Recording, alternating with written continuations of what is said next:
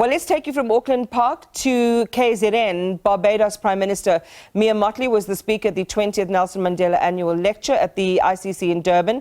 And she was there addressing the theme, social bonding and decolonisation, in the context of the climate crisis, addressing a news conference now after that event. Let's take a listen. The reality is that we have to change our behaviour in many respects. Things that we have done comfortably, look, plastic bottles. Plastics are killing our oceans. And, you know, the first time we introduced the ban in Barbados, people, of course, complained about the price differential. But they eventually accepted it because they understood that if the plastics destroy the oceans and destroy our biodiversity in the ocean, it affects how we live and it affects our sustainability there. We need to also have different practices with respect to water. Turn off the tap when you're brushing your teeth.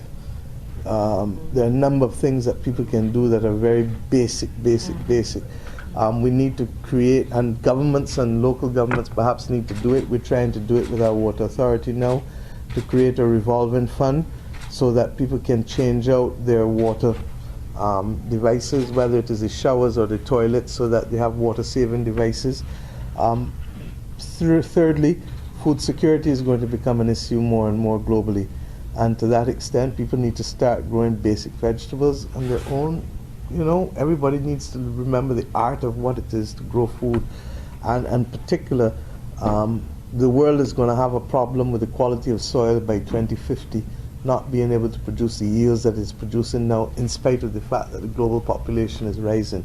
So how do we take more responsibility for the things that we eat, the things that we do, the way in which we move in terms of walking more? I just came from Rwanda. I commented to my foreign minister the extent to which everybody was walking, and it made me reflect on that perhaps at home we need to do a lot more walking and a lot less transportation in public transport, that is, or private cars that is fueled, and it's going to be healthier for us anyhow. So I could go on with a number of other things, but those are a sample of some of the changes at the individual level. And if we can, in doing all of this, change the attitude of our children, everywhere in the world where littering has been conquered, it's really because young people have made the difference in changing the practices of their parents and their grandparents with respect to littering and making the place clean. So I think that there's a lot that can be done at the local level, the individual level, but yes, the major movement is still going to be at the governmental level, regrettably. Thanks. Okay, I'm going to now move to take some questions from the Premier. Will you please help us with the microphones? And I'm going to go back to the SABC because I believe you also have a question for the Premier. Thank you. Good evening, Premier. Jade from the SABC. Premier, obviously we know that government has tried by all means to hit the ground running with the April-May floods. It's been 7 months now. Some of those survivors have been housed. Others are still waiting to be housed. How far are we in the process? Okay, thank you, Jade. We've moved quite quite rapidly recently, because we've had to change the model that we were using to house our people.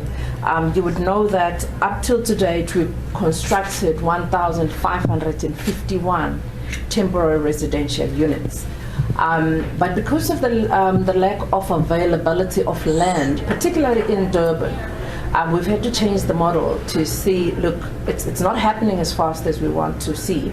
Now we've put people now in flats, so that at least we can take a number of people up till to date. From 135 mass care centers, we're now left with 69, and this week alone we're planning to close another 4 just this week. And every week we have a target of acquiring more and more of these flats, which are at least, they're not the best, but they're definitely better than those mass care centers where our people are living at the moment. Of course, we've had to ask for authority for from the Treasury to change again the model, because the money is for housing. Now if you've got to change the money and use it for something else, you've got to apply for that remodeling. And what we're doing is that we're using these as some form of rental residential units. So we're using the monies for residential, and of course we continue with the building of the permanent structures. But I can safely say that our target is that at least before the beginning of festive season we would have moved everybody from those mass care centers. Thank you very much. I see from the press secretary there that perhaps the Prime Minister would like to respond to that as well. So let me just read this across. I was actually just saying to the Premier that it's amazing how the issues are the same. We're facing the same issue at home. Barbados had its first hurricane in 66 years last year after a freak storm.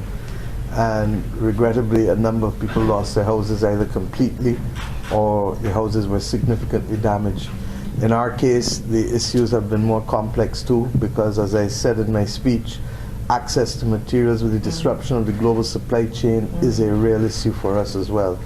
And then if governments had that kind of surplus capacity of existing housing available, there would be no problem. Yeah. But the scale of the damage is in excess of what exists.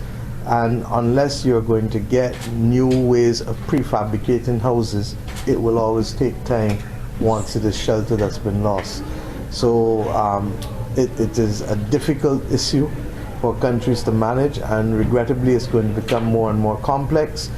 But I think we're going to also have to look at prefabricated types of housing that exist in ways that traditional models of housing will not meet the needs in sufficient time to replace the structures that have been lost. Yeah. So I empathize with you here. Is there another question for the Premier from the floor? David, One more. I would just like to make an impassioned plea to the Prime Minister. Earlier on, I was doing a live crossing with a little boy, and he said on live television that he's here, he's heard your lecture, and he really wants to meet you, and he's actually inside the room. And he's written a book on climate change and ways in which we can combat it. If you could just take a few minutes and just meet this young man. Absolutely. Come here. My name is Mario Valentine. And where's the book? You haven't brought it to me? No, I gave it to someone. Well, there's a young girl in my country. Her name is Maria, and she's a climate activist. In fact, she does a lot of work. And when I go home, I'm going to link the two of you, because I feel that you here in KwaZulu-Natal and she in Barbados can help change the world. Oh, wow, Okay. that would be amazing.